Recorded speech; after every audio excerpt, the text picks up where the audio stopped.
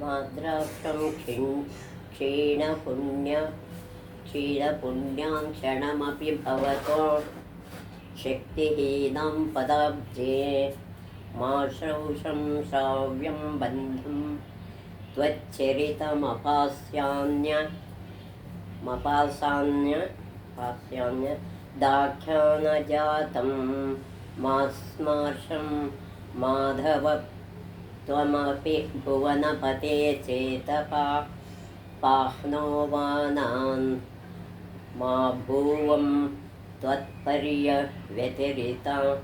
ವ್ಯತರರಹಿತೋ ಜನ್ಮ ಜನ್ಮಾಂತರೀಪಿ.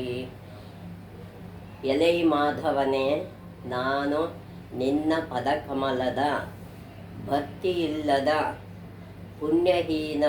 ಪುಣ್ಯಹೀನರ ಒಂದು ಕ್ಷಣವಾದರೂ ನೋಡುವಂತಾಗಬೇಡ. ಅಂದರೆ ಪುಣ್ಯ ಇಲ್ಲದೆ ಇದ್ದವರು ಸಹವಾಸ ನನಗೆ ಬೇಡ, ಅವ್ರ ಜೊತೆ ಸೇರೋದು ಬೇಡ ಅನ್ನೋ ಭಾವನೆ ಕುಲಶೇಖರ ಆಳಬಾರ್ದು. ಕೇಳುವುದಕ್ಕೆ ಇಂಪಾಗಿರುವ ನಿನ್ನ ಚರಿತೆಯ ಕಾವ್ಯವನ್ನಲ್ಲದೆ ಮತ್ತೊಂದು ಕಥೆಯ ಎಂದಿಗೂ ಕೇಳುವಂತಾಗಬೇಡ. ನಿನ್ನ ಪುಣ್ಯ ಚರಿತ್ರೆ ಮಾತ್ರ ಕೇಳಬೇಕು, ಬೇರೆ ಕಥೆಯನ್ನು ಕೇಳುವಂತೆ ಮಾಡಬೇಡ. ಭುವನಗಳೊಡನೆ ನಿನ್ನ ಕೂಡ ಎನ್ನುವವರ ಚಿತ್ತದಲ್ಲಿ ನಾನು ಸ್ಮರಿಸುವಂತೆ ಆಗಬೇಡ. ನಿನ್ನ ಜನರು ಹೇಗಿರಬೇಕು? ಭೂಮಿಗೆ ಒಡೆಯನ ನಿನ್ನ ಕೂಡ ಇಲ್ಲದಿರುವೆನ್ನುವವರ, ನಿನ್ನ ಜೊತೆ ನನಗೆ ಸೇರಲ್ಲ ಅನ್ನೋರನ್ನ ಅವ್ರ ಚಿತ್ತದಲ್ಲಿ ನಾನು ಸ್ಮರಿಸುವಂತ ಮಾಡಬೇಡ. ನಿನ್ನೊಡನೆ ಸಂಬಂಧವಿಲ್ಲದವನಂತೂ ಜನ್ಮ ಜನ್ಮಾಂತರದಲ್ಲಿಯೂ ಆಗದಿರಲಿ. ನಿನ್ನ ಸಂಬಂಧ ಇಲ್ಲದಿರುವಂಥ ಜನದ ಸಹವಾಸ ನನಗೆ ಜನ್ಮ ಜನ್ಮದಲ್ಲೂ ಆಗೋದು ಬೇಡ ಅಂತ ದೇವರನ್ನು ಕೇಳ್ಕೊತಾ ಇದ್ದಾರೆ. ದಿಕ್ಷ್ವೇ ಕೀರ್ತಯ ಕೇಶವಂ ಮುರರಿಪಂ ಚತೋ ಭಜ ಶ್ರೀಧರಂ ಪಾಣಿದ್ವಂದ್ವ ಸಮರ್ಚಯಾಚ್ಯುತ ಕಥಾಃ ಶ್ರೋತ್ರದೌವ್ಯತ್ವಂ ಶೃಣು ಕೃಷ್ಣಂ ಲೋಕಯ ಲೋಚನದ್ವಯ ಹರೇರ್ಗಚ್ಚಂಗ್ರಿ ಯುಗ್ಮಾಲಯಂ ಜಿಘ್ರಘ್ರಾಣ ಮುಕುಂದ ಪಾದ ತುಳಸಿಂ ಮೂರ್ಧನ್ಯ ಮಾಧೋಕ್ಷಜಂ. ನಾಲಿಗೆಯೇ ಕೇಶವನ ನಾಮಕೀರ್ತನೆಯ ಮಾಡು. ಎಲೆ ನಾಲಿಗೆ ಕೇಶವನ ನಾಮಕೀರ್ತನೆ ಮಾಡು. ಮನಸ್ಸೇ ಮುರವೈರಿಯ ಭಜಿಸು. ಅಂದರೆ ಮುರವೈರಿ ಕೃಷ್ಣನನ್ನು ಭಜಿಸು. ಎಲೈ ಕೈಗಳೇ ಶ್ರೀಧರನನ್ನು ಪೂಜೆ ಮಾಡಿ. ಕಿವಿಗಳೇ ಅಚ್ಯುತನ ಕಥೆಯ ಕೇಳಿ, ಅಚ್ಯುತನ ಕಥೆಗಳನ್ನು ಕೇಳಿ ಆನಂದ ಪಡಿ. ಕಣ್ಣುಗಳೇ ಕೃಷ್ಣನನ್ನು ನೋಡಿ. ಕಾಲುಗಳೇ ಶ್ರೀಹರಿಯ ದೇವಸ್ಥಾನಕ್ಕೆ ನಡೆಯಿರಿ. ಮೂಗೆ ಮುಕುಂದನ ಪಾದದಲ್ಲಿರುವ ತುಳಸಿಯ ಮೂಸು. ತಲೆಯೇ ಅಧೋಕ್ಷಜನಿಗೆ ನಮಸ್ಕಾರ ಮಾಡು ಅಂತ ಇದನ್ನೆಲ್ಲ ತಮ್ಮ ಅಂಗಾಂಗಗಳಿಗೆ ದೇವರನ್ನು ನೋಡೋ ಹಾಗೆ ಕುಲಶೇಖರಾಳ್ವಾರರು ನಮ್ಮೆಲ್ಲರಿಗೂ ಎಚ್ಚರಿಕೆ ಕೊಟ್ಟಿದ್ದಾರೆ. ಇದನ್ನು ನಾವೆಲ್ಲರೂ ಪಾಲಿಸೋಣ.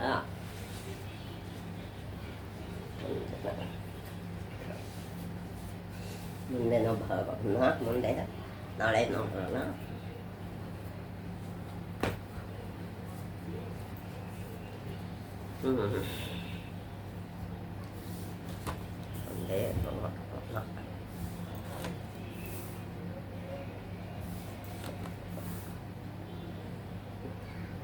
ಮುಂದಿನ ಭಾಗ ವಿರಾಟ ಸೈರಂಧ್ರಿ ಎಲ್ಲಿ ಹೋಗಿದ್ಲು, ಅವಳು ಏನಾದ್ಲು ಅನ್ನೋದನ್ನು ಇವತ್ತಿನ ಕಥೆಯಲ್ಲಿ ನಾವೆಲ್ಲರೂ ಗಮನಿಸೋಣ.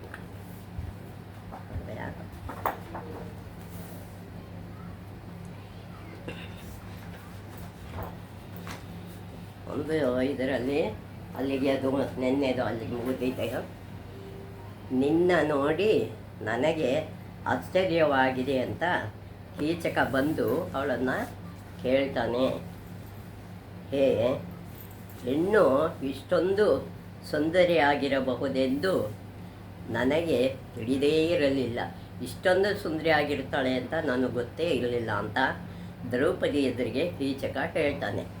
ಇಲ್ಲೇಕೆ ವ್ಯರ್ಥವಾಗಿ ಕಾಲ ಕಳೆಯುತ್ತಿರುವೆ ಎಂದು ಕೇಳಲು ದ್ರೌಪದಿ ಅವನ ಕಡೆಗೆ ನೋಡದೆ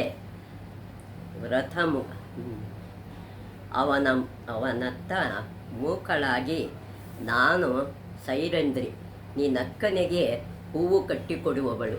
ನಾನು ಒಬ್ಬ ಸೇವಕಿ, ನಿನ್ನಕ್ಕನಿಗೆ ನಾನು ಹೂವು ಕಟ್ಟಿಕೊಡ್ತಾ ಇದ್ದೀನಿ. ಅವಳ ದಾಸಿ, ಅವಳ ಸೇವಕಿ ನಾನು. ಕೆಲ ಕಾಲದಿಂದ ಇಲ್ಲಿದ್ದೇನೆ, ಕೆಲವು ತಿಂಗಳಿಂದ ಇಲ್ಲಿದ್ದೀನಿ. ಈಗ ನನಗೆ ಹೋಗಲು ಬಿಡು ಎಂದು ಉತ್ತರಿಸಿದಳು. ಅವಳು ಕೇಳ್ತಾಳೆ, ನನಗೆ ಹೋಗೋಕ್ಕೆ ಜಾಗ ಬಿಡು ಅಂತ. ಕೀಚಕನು, ನನ್ನ ಅಕ್ಕನ ದಾಸಿಯೇ ನೀನು? ಅಪ್ರತಿಮ ಸುಂದರಿ, ನನ್ನ ಅಕ್ಕನಿಗೆ ನೀನು ದಾಸಿನ? ಇಷ್ಟೊಂದು ಸುಂದರಿ, ನಿನ್ನ ನೋಡಿದ ಕ್ಷಣ ನನಗೆ ನಿನ್ನ ದಾಸನಾಗಿಬಿಟ್ಟೆ. ನಿನ್ನ ನೋಡಿದ ತಕ್ಷಣ ನಿನ್ನ ದಾಸನಾಗಿದ್ದೀನಿ. ಇಲ್ಲಿ ನಿನ್ನ ಸೌಂದರ್ಯವು ಹಾಳಾಗುತ್ತಿದೆಯಲ್ಲ, ನಿನ್ನ ಸೌಂದರ್ಯ ಹಾಳಾಗ್ತಾ ಇದೆ. ವಸಂತ ಪುಷ್ಪ ಪರಿಮಳದ ತಾಡಿತವಾದ ಇಷ್ಟೊಂದು ಸುವಾಸನೆ ಇರ್ತಕ್ಕಂಥ ಹೂವನ್ನು ಹಕ್ಕಿಯಂತಾಗಿದ್ದೇನೆ. ಇದನ್ನು ನಾನು ಸ್ವೀಕರಿಸದೆ ಹಕ್ಕಿ ಆಗಿಬಿಟ್ಟಿದ್ದೀನಿ ನಾನು. ನಿನ್ನಂಥವಳು ನನ್ನಕ್ಕನಿಗೆ ದಾಸಿಯಾಗಿರುವುದೇ? ನೀನು ನನ್ನ ಅಕ್ಕನಿಗೆ ದಾಸಿ ಅಲ್ಲ, ನಾನು ಸಹಿಸಲಾರೆ. ಅವಳೇ ನಿನ್ನ ಅಲಂಕರಿಸಬೇಕು, ಅವಳೇ ನಿನ್ನ ಅಲಂಕಾರ ಮಾಡಬೇಕು. ನೀನು ರಾಣಿಯಾಗಿರಲು ಹುಟ್ಟಿರುವೆ, ನೀನು ರಾಣಿಯಾಗಿ ಇರೋದಕ್ಕೆ ಹುಟ್ಟಿರೋದು. ಬಾ, ನನ್ನ ರಾಣಿಯಾಗು. ನೀನು ನನಗೆ ಬೇಕು. ನಾನು ನನ್ನೆಲ್ಲ ಹೆಂಗಸರ ಬಿಟ್ಟು ಬಿಡುವೆ, ಅವರನ್ನು ನಿನ್ನ ಸೇವೆಗೆ ಮೀಸಲಿಡುವೆ. ನಾನು ನಿನ್ನ ಸೇವಕನಾಗುವೆ. ದಯವಿಟ್ಟು ನನ್ನಲ್ಲಿ ಪ್ರಸನ್ನಳಾಗು. ನನ್ನೊಡನೆ ಬಾ. ನನ್ನ ಹೃದಯ ಸಾಮ್ರಾಜ್ಞಿ ನೀನು. ಇಲ್ಲಿರಬಾರದು. ನನ್ನ ಹೃದಯದ ರಾಣಿ ನೀನು ಇಲ್ಲಿರಬಾರ್ದು. ನನ್ನ ಜೊತೆ ಬಾ, ನನ್ನ ಅರಮನೆಗೆ ಬಾ. ಇಲ್ಲಿ ವಿರಾಟನು ಹೆಸರಿಗೆ ಮಾತ್ರ ರಾಜ. ಇಲ್ಲಿ ವಿರಾಟ ಹೆಸರು ಮಾತ್ರ ರಾಜ. ಅಧಿಕಾರವೆಲ್ಲವೂ ನನ್ನದೇ. ಇಲ್ಲಿ ಅಧಿಕಾರಿ ಎಲ್ಲ ನಾನೇ. ಇನ್ನೇನು ಹೇಳಲಿ? ಬಾ ಸುಂದರಿ, ನನ್ನನ್ನು ಆಲಿಂಗಿಸು. ನಾನೆಷ್ಟು ನಿನ್ನ ಪ್ರೀತಿಸುವೆನೆಂದು ನೀನು ಊಹಿಸಲಾರೆ. ನಾನು ನಿನ್ನನ್ನು ಎಷ್ಟು ಪ್ರೀತಿಸ್ತೀನಿ ಅಂತ ನೀನು ಊಹೆ ಮಾಡ್ಕೊಳ್ಳೋಕ್ಕೂ ಸಾಧ್ಯ ಇಲ್ಲ. ನನ್ನ ಸರ್ವಸ್ವವು ನಿನ್ನ ಪ್ರೇಮದಾರಾಧನೆಯ ದಿವ್ಯ ಪೀಠದೆದುರು ಅಗರಬತ್ತಿಯಂತೆ ಉರಿದು ಹೋಗಲಿ. ನನ್ನ ಹೃದಯ ದಿವ್ಯ ಪೀಠದೆದುರು ನನ್ನ ಅಗರಬತ್ತಿಯಂತೆ ಉರಿದು ಹೋಗಲಿ. ನನ್ನ ಹೃದಯ, ನನ್ನ ಪ್ರೇಮ ನಿನ್ನ ಆರಾಧನೆಗೆ ಇರಲಿ ಅಂತ. ನೀನಿಲ್ಲದೆ ನಾನು ಬದುಕಲಾರೆ. ಬಾ, ನನಗೆ ಜೀವನ ಕರುಣಿಸು ಎನ್ನುತ್ತಾ ನನಗೆ ಜೀವನನ ದಾನ ಮಾಡು ಅಂತ ಅವಳತ್ತ ಕೈ ಹಿಡಿಯೋದಕ್ಕೆ ಬರ್ತಾನೆ ಕೀಚಕ. ಆಕೆಯ ಪಾದಗಳಿಗೆರಗಿ ಭಾವೋದ್ರೇಕವಾಗಿ ತಡೆಯಲಾರದೆ ಹೆಂಗಸಿನಂತೆ ಕಣ್ಣೀರು ಸುರಿಸತೊಡಗಿದನು. ಅವಳ ಹತ್ರ ಹೋಗಿ ತುಂಬ ಅಳ್ತಾನೆ. ನೀನಿಲ್ಲದೆ ನಾನು ಇರಲಾರೆ, ನಾನು ಬದುಕಲಾರೆ ಅಂತ. ದ್ರೌಪದಿ ಅವನ ಕಡೆಗೆ ತಿರುಗಿ, ರಾಜಪುರುಷನಾದ ನೀನು ಅರಮನೆಯ ಒಬ್ಬಳ ಎದುರು ಹೀಗೆಲ್ಲ ಮಾತನಾಡುವುದು ಸರಿಯಲ್ಲ. ಒಬ್ಬ ಸೇವಕಿ ಎದುರಿಗೆ ಹೀಗೆಲ್ಲ ಮಾತಾಡೋದು, ನೀನು ಒಬ್ಬ ರಾಜ, ಈ ಥರ ಮಾತಾಡೋದು ಸರಿ ಇಲ್ಲ ಅಂತಾನೆ. ನಾನು ನಿನಗಿಂತ ತುಂಬ ಕೀಳು, ನಿನಗಿಂತ ನಾನು ಕಡಿಮೆ ದರ್ಜೆಯವಳು. ನಿನ್ನ ಅಂತಸ್ತಿಗೆ ತಕ್ಕ ಅನೇಕ ಸ್ತ್ರೀಯರು ನಿನಗೆ ಸಿಗ್ತಾರೆ. ಪುರುಷನೊಬ್ಬನು ಇಂಥ ಮಾತುಗಳ ತನ್ನ ಕೈ ಹಿಡಿದ ಪತ್ನಿಗೆ ಹೇಳಬೇಕೇ ಹೊರತು ಇತರರಿಗೆಲ್ಲ ತನ್ನ ಕೈ ಹಿಡಿದ ಪತ್ನಿಗೆ ಮಾತ್ರ ಈ ಮಾತನ್ನು ಹೇಳಬೇಕು. ನಾನೀಗ ಒಪ್ಪಲಾರೆ, ನಾನಿದನ್ನು ಒಪ್ಪಲ್ಲ ಅಂತ ಹೇಳ್ತಾಳೆ. ನಾನೇನು ಮದುವೆಯಾಗದವಳಲ್ಲ, ಮಾನಕ್ಕೆ ಕುಂದು ಬಾರದಿರಲೆಂದು ಗಂಧರ್ವರಾದ ನನ್ನ 5 ಗಂಡಂದಿರು ತನ್ನನ್ನು ಇಲ್ಲಿ ಬಿಟ್ಟಿರುವರು.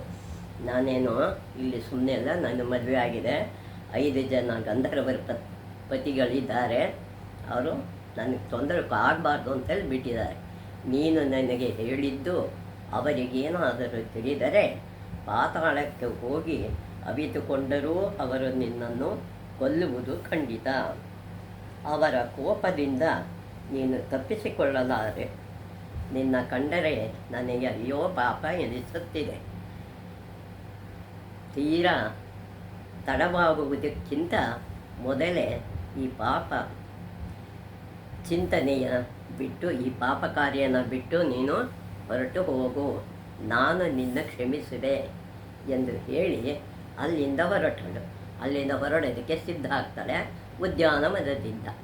ಮತ್ತೆ ಹಿಂತಿರುಗಿ ಇನ್ನೊಮ್ಮೆ ಹೇಳುತ್ತೇನೆ ಕೇಳು, ಜೀವದ ಮೇಲೆ ಆಸೆ ಇದ್ದರೆ ನನ್ನ ಮರೆತು ಬಿಡು. ಜೀವದಲ್ಲಿ ನಿನಗೆ ಆಸೆ ಇದ್ದರೆ ನಾನು ಮರೆತು ಬಿಡು. ಹೂವು ಹಾರವೆಂದು ತಿಳಿದು ನೆಲ ಹೊರಡಿಗೆ ಹಾಕಿಕೊಳ್ಳುತ್ತಿರುವೆ. ಅಂದರೆ ನೇಣನ ಕೊರಳಿಗೆ ಹಾಕೋತಾ ಇದ್ದೀಯ, ನಾನು ನಿನಗೆ ಸಿಗ್ತೀನಿ ಅಂತ ತಿಳ್ಕೊಬೇಡ. ನೀನು ಸತ್ತು ನಿನ್ನವರನ್ನು ಕೊಲ್ಲುತ್ತಿರುವೆ. ನೀನು ಸತ್ತು ನಿನ್ನವರನ್ನು ಕೊಲೆ ಮಾಡೋಕ್ಕೆ ಪ್ರಯತ್ನ ಮಾಡ್ತಾ ಇದೀಯ. ಜ್ವಾಲೆಯ ಬಿದ್ದ ಪತಂಗದಂತಾಗಬೇಡ. ದೀಪಕ್ಕೆ ಬಿದ್ದಂಥ ನೀನು ದೀಪದ ಹುಳು ಆಗಬೇಡ. ಸೈನಾಧಿಕಾರಿ ಎಂದು ಕೀರ್ತಿ ಗಳಿಸಿರುವ ನೀನು ಹುಚ್ಚುತನಕ್ಕೆ ಬಲಿಯಾಗಿ ಅದನ್ನೆಲ್ಲ ಕಳೆದುಕೊಳ್ಳಬೇಡ ಎಂದು ಅಲ್ಲಿಂದ ಹೊರಟೋಗ್ತಾಗ ಇಷ್ಟೆಲ್ಲ ಹೇಳಿಬಿಟ್ಟು ತುಂಬ ಹೊತ್ತು ನಿಂತಲ್ಲಿಯೇ ನಿಂತಿದ್ದ ಕೀಚಕ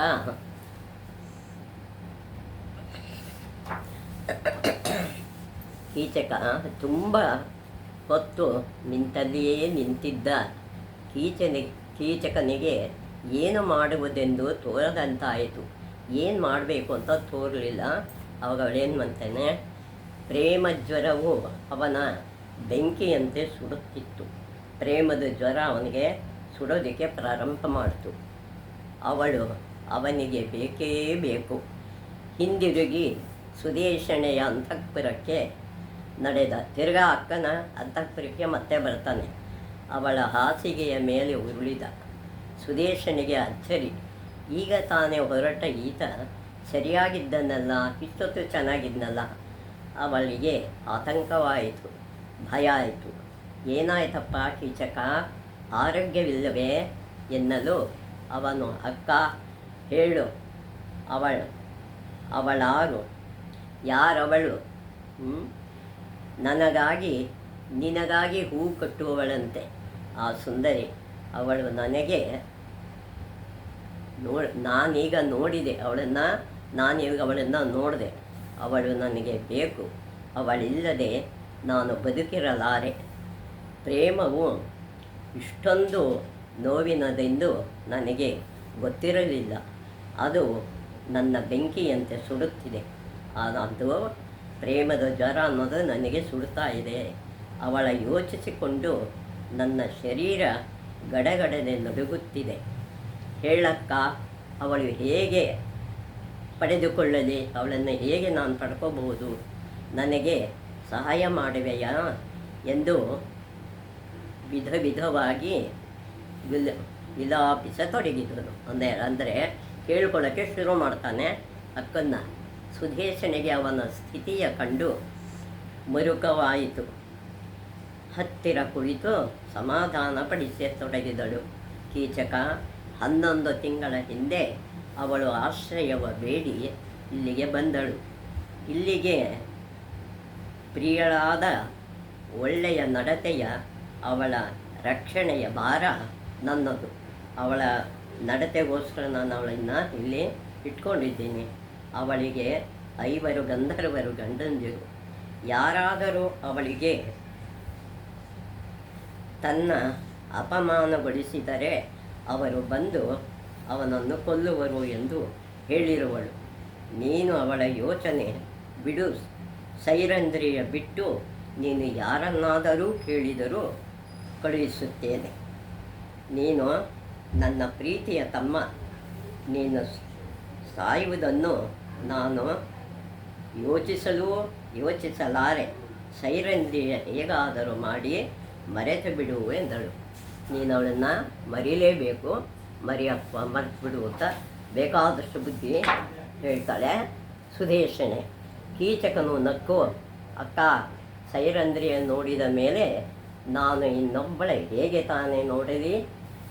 ಬೆಂಕಿಯಂತೆ ಜ್ವಲಂತವಾಗಿರುವ ಅವಳೇ ನನಗೆ ತಕ್ಕ ಹೆಣ್ಣು, ಅವಳೇ ಜ್ವಾಲೆ. ಅವಳ ಕಣ್ಣುಗಳು ಅದರಿಂದ ಹೊಮ್ಮಿದ 2 ಕಿಡಿಗಳು, ಅವಳ ಪ್ರಕಾಶವ ಮುಚ್ಚಲೆ ಯತ್ನಿಸುತ್ತಿರುವ ಕೇಶರಾಶಿ ಅದರ ಹೊಗೆಯು. ಅವಳ ಸೌಂದರ್ಯವ ವರ್ಣಿಸಲು ಯಾವ ಭಾಷೆಗೂ ದಾರಿದ್ರ್ಯವೇ. ಅಕ್ಕ, ನನಗವಳು ಬೇಕೇ ಬೇಕು. 5 ಗಂಡಂದಿರು ಅವಳ ಗಂಡಂದಿರೆಂದು ಹೇಳಿದೆ ಅಲ್ವಾ? ಅದರಿಂದ ನನಗೇನು? ನಾನು ಯೋಧನಲ್ಲವೇ? ಒಬ್ಬನೇ 1000 ಗಂಧರ್ವರ ಕೊಲ್ಲಲೆ? ನಿನಗೆ ಸ್ತ್ರೀಯರ ಬಗ್ಗೆ ತಿಳಿಯದು. ರೂಪವಂತನು, ಬಲಶಾಲಿಯು, ಮಾತು ಬಲ್ಲವನೂ ಆದ ಪುರುಷನ ಯಾವ ಸ್ತ್ರೀಯು ತಿರಸ್ಕರಿಸಲಾರಳು. ಮಾತು ಬಲ್ಲವರಿಗೆ ಸ್ತ್ರೀಯರು ಯಾರ ಪುರುಷರನ್ನು ತಿರಸ್ಕಾರ ಪಡಲ್ಲ ಅಂತ. ಪತಿವ್ರತೆ ಆದವಳು ಸಹ ಕಳೆದ 11 ತಿಂಗಳಿನಿಂದ ಗಂಡಂದಿರ ಬಿಟ್ಟಿರುವ ಇವಳು ನನಗೆ ಬಹು ಕಾಮಿನಿಯಾಗಿ ಕಾಣಿಸುತ್ತಾಳೆ. ಬಹುಶಃ ಪುರುಷನ ಸಾಮೀಪ್ಯವಿಲ್ಲದ ದುಃಖಿತಳಾಗಿರಬೇಕು. ಪುರುಷರ ಸಾಮೀಪ್ಯ ಇಲ್ಲದೇ ಅವಳಿಗೆ ದುಃಖ ಇರಬೇಕು. ಅವಳು ಖಂಡಿತ ನನ್ನ ವಶವಾಗುತ್ತಾಳೆ. ನೀನು ಹೇಗಾದರೂ ಮಾಡಿ ಅವಳು ನನ್ನೊಡನೆ ಏಕಾಂತಕ್ಕೆ ಬರುವಂತೆ ಮಾಡು. ಉಳಿದುದ ನಾನು ನೋಡಿಕೊಳ್ಳುತ್ತೇನೆ ಎಂದನು. ಅವಳು ನನಗೆ ಬೇಕು, ಅವಳನ್ನು ನಾನು ಏಕಾಂತಕ್ಕೆ ಬರೋ ಹಾಗೆ ನೀನು ಮಾಡಬೇಕು. ಸುದೇಶನಿಗೆ ತನ್ನ ತಮ್ಮನಿಗೆ ಕೇಡು ಕಾದಿದೆ ಎಂದು ಸ್ಪಷ್ಟವಾಗಿ ಅನಿಸಿತು. ಸೈರಂಧ್ರಿ ಹೇಳಿದ್ದು ಬರೀ ಬೆದರಿಕೆ ಎಂದು ಅವಳಿಗೆ ಅನಿಸಲಿಲ್ಲ. ಅವಳೇನೋ ಹೆದರ್ಸೋಕ್ಕೆ ಹೇಳಿಲ್ಲ, ನಿಜವಾಗಲೂ ಇದು ಕಾದಿದೆ. ಇವಳ ಒಲಿಸಿಕೊಳ್ಳುವುದಕ್ಕೆ, ಇವಳನ್ನು ಒಲಿಸ್ಕೊಳ್ಳೋದಕ್ಕೆ ಏನು ಮಾಡಲಿ? ಹೋಗಿ ಕೀಚಕನು ಸಾವಿನೊಡನೆ ಸರಸಕ್ಕಿಳಿಯುತ್ತಿರುವನು, ಸಾವಿನೊಡನೆ ಸರಸ ಆಡ್ತಾ ಇದ್ದಾನೆ ಎಂದು ಭಯವಾಯಿತು. ಆದರೆ ಅವನ ಕಂಡು ಕರುಣೆಯೂ ಉಕ್ಕಿ ಬಂತು. ಅವನು ಸುಖವಾಗಿರಲಿ ಎಂದು ಅವಳ ಮನಸ್ಸು ಹಾರೈಸಿತು. ಕೀಚಕ, ನೀನೇಕೆ ಇಷ್ಟು ಮೂರ್ಖನಾದೆ? ನೀನು ಯಾಕಪ್ಪ ಇಷ್ಟು ಮೂರ್ಖನಾಗಿದ್ದೀಯಾ? ನಾನು ಕಳಿಸ್ತೀನಿ, ಹೋಗು ಅಂತ ಅವನಿಗೆ ಮಾತು ಕೊಟ್ಟು ಅವನನ್ನು ಅಲ್ಲಿಂದ ನೀನು ಸೈರೇಂದ್ರಿ ಅಪಮಾನ ಮಾಡಲು ಹೋಗಿ ಮೃತ್ಯು ವಶವಾಗುವುದು ಖಂಡಿತ. ಮೃತ್ಯು ವಶ ಆಗ್ತೀಯಾ ಅಂತ ಮನಸ್ಸಲ್ಲಿ ಅಂದ್ಕೊಡ್ತಾಳೆ. ನನ್ನ ತಮ್ಮ ಸಾಯಲು ಹೊರಟಿರುವುದನ್ನು ನಾನು ಹೇಗೆ ಸಹಿಸಲಿ? ಹೇಳುವುದನ್ನು ಹೇಳಿದ್ದೇನೆ. ಇನ್ನು ನಿನ್ನ ಹಠವೇ ನಿನ್ನದಾದರೆ ನಾನವಳ ನಿನ್ನ ಅರಮನೆಗೆ ಹೋಗಿ ಮಧ್ಯವತಾರೆಂದು ಕಳಿಸುತ್ತೇನೆ. ನಿನ್ನ ಅರಮನೆಗೆ ಬಂದು ಮಧ್ಯಾಹ್ನ ತೊಗೊಂಡು ಬರೋಕ್ಕೆ ಹೇಳ್ತೀನಿ. ಅವಳಾಗ ನೀನು ಒಲಿಸ್ಕೋಬೋದು ಅಂತ ಹೇಳ್ತಾಳೆ. ಅವಳನ್ನು ನೀನು ಒಲಿಸಿಕೊಂಡರೆ ಒಳ್ಳೆಯದು. ಆದರೆ ಆಗದಿದ್ದರೆ ಮಾತ್ರ ನಿನ್ನ ಬಲಿಯ ಭವಿಷ್ಯವ ಊಹಿಸಿಕೊಳ್ಳಲಾರೆ.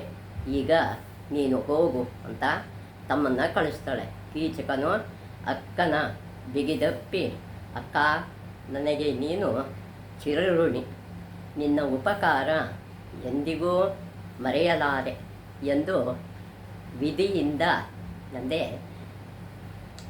ಪ್ರೇರಿತನಾದವನಂತೆ ಕುಶಾಲ ಕುಶಾಲು ಹಾಡೊಂದನ್ನು ಗುನುಗುತ್ತಾ ಕುಣಿದು ಕುಪ್ಪಳಿಸುತ್ತಾ ಹೊರಟು ಹೋದನು. ಅಲ್ಲಿಂದ ಹೊರಡ್ತಾನೆ. ಒಂದೆರಡು ದಿನಗಳು ಕಳೆದವು.